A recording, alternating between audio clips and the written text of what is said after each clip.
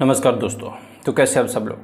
दोस्तों आज मैं आप लोगों के साथ बात करने जा रहा हूँ इंडिया की सबसे मेन इश्यूज़ के ऊपर।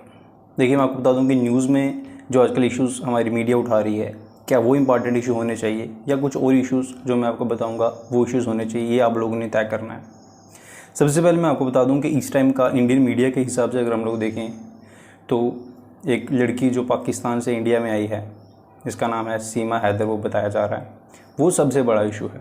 उस पर प्राइम डिबेट्स किए जा रहे हैं। 10 मीडिया कर्मी जो हैं वो उनके घर पे जाकर वहाँ पर उनके साथ बातें कर रहे हैं। तो उनके हिसाब से जो है इंडिया का सबसे बड़ा इस टाइम पे मुद्दा जो है वो यही एक लव स्टोरी है जो पबजी से शुरू होकर के पाकिस्तान नेपाल के ज़रिए होकर के इंडिया में आई। तो ये एक बहुत बड़ा मुद्दा है उनके लिए। अब ये मुद्दा क्यों है वो मैं आप लोगों को बताऊँगा।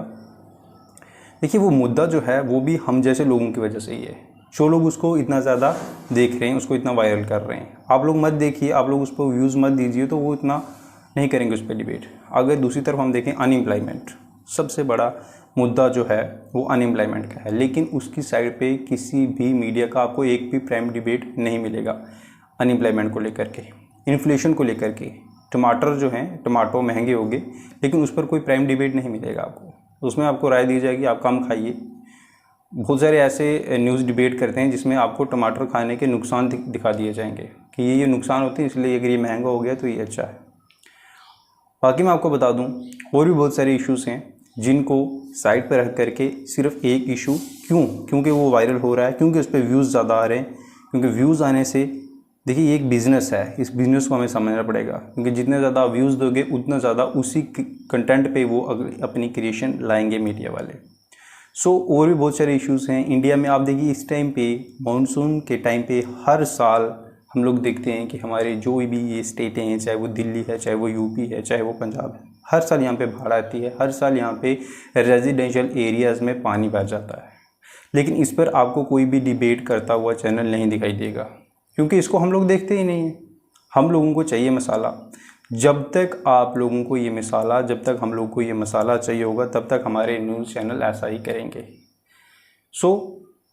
अब मैं बात करूँगा, कुछ और मुद्दे हैं मेरे पास। सीधा मैं जम्मू कश्मीर पे आऊँगा। जम्मू कश्मीर का मसला नहीं, ये पूरे इंडिया का मसला है। अगर आप आजकल देखोगे तो हमारे यहाँ पे एक ट्रेंड है पॉलिटिकल पार्टीज़ को बदलने का। देखिए इसको लेकर के एंटी डिफेक्शन लॉ भी लाया गया था, लेकिन वो काम नहीं करता इन पे। हमारे यहाँ पे रिसेंटली एक लीडर हैं सुरेंद्र चौधरी। शुरू में वो पीडीपी से थे। पीडीपी के बाद काफ़ी साल उन्होंने पीडीपी में रहे। उन्होंने इलेक्शन लड़े पीडीपी से, एमएलए के इलेक्शन लड़े, जहाँ पे हार गए थे। वो नौशहरा कॉन्स्टिट्यूंसी से लड़े थे। फिर वो बीजेपी में चले गए थोड़ी दिनों पहले। फिर बीजेपी में रहे और बीजेपी में रहने के बाद अब वो एनसी में आ गए। देखिए मुझे उनसे कोई गिला शिकवा नहीं है, वो लीडर्स हैं, उनका ये काम है। आज एक पार्टी कल दूसरी पार्टी, हमें कोई एतराज़ नहीं होगा कल को अगर कांग्रेस में ज्वाइन कर लेते हैं 1-2 महीने बाद। लेकिन मुझे दुख जो है वो इन इंसानों पे आता है जो इनके पीछे पहले नारे लगा रहे होते हैं, ये लीडर जिंदाबाद, वो लीडर जिंदाबाद। पहले वो बीजेपी वाले उनके लिए नारे लगा रहे थे, आज एनसी वाले लगा रहे हैं, 2 साल पहले पीडीपी वाले लगा रहे थे। मैं सिर्फ ये कहना चाहता हूँ कि देखिए कुछ ऐसे लीडर्स जिनको अपने भविष्य नहीं पता कि हमारा भविष्य कौन सी पार्टी में है। और भी बहुत सारे लीडर्स हैं जो एनसी से बीजेपी में भी गए हुए हैं। उनके हाथों में आप लोग अपना भविष्य कैसे दे सकते हैं। और साथ ही साथ मैं आपको बताऊं कि इलेक्शंस के टाइम पर इमोशन का यूज़ मत कीजिए। चाहे वो आपका रिलीजन है, चाहे वो आपकी कास्ट का लीडर है, चाहे आप वो किसी भी तरीके से आपसे मिलता है, उस पर मत जाइए। आप उसकी कैपेबिलिटीज़ को देखिए, क्या वो इस काबिल है। अगर आपको अपना एक 5 साल का बच्चा उसको ट्यूशन पे छोड़ना है, आपको कहीं उसके स्कूल में एडमिशन करवानी है, तो आप वहाँ का सबसे बेस्ट स्कूल देखते हैं। आप नहीं देखते कि वो स्कूल आपके रिलीजन से बिलोंग करता है, या आप ये नहीं देखते कि यार वो टीचर बहुत गरीब है तो मैं उसको वहाँ पे एडमिशन करवा लेता हूँ, मैं उसके पास ट्यूशन कर देता हूँ क्योंकि वो गरीब है। ऐसा नहीं देखते आप। वहाँ उसमें देखते हैं कि कौन सा इंसान उसमें कैपेबल है, अच्छा पढ़ाने वाला होना चाहिए। तो चाहे वो किसी भी रिलीजन से बिलोंग करता हो, आप ज़रूर वहाँ पर अपने बच्चे की एडमिशन करवाएंगे।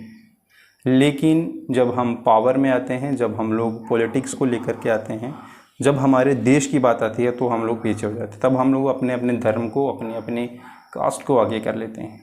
मैं सिर्फ इतना कहना चाहता हूँ कि हम लोगों को इन सब चीज़ों को आगे नहीं रखना चाहिए। हमें अपने देश को आगे रखना है और जो लीडर जिसके लिए कैपेबल है हमें उसको लेकर के वही चीज़ करनी चाहिए। सो नेक्स्ट मैं ये उम्मीद करता हूँ कि जो भी पर्सन नेक्स्ट टाइम जब हमारे यहाँ पे असेंबली इलेक्शन होंगे या 2024 के पार्लियामेंट इलेक्शन होंगे उसमें रिलीजन को कम मोटिव्स दिया जाए और काम को ज़्यादा दिया जाए, क्योंकि आप देख सकते हैं कि आज 75 ईयर इंडिपेंडेंस के बाद भी रोटी कपड़ा मकान हमारे लीडर्स इसी पे भाषण देते हैं।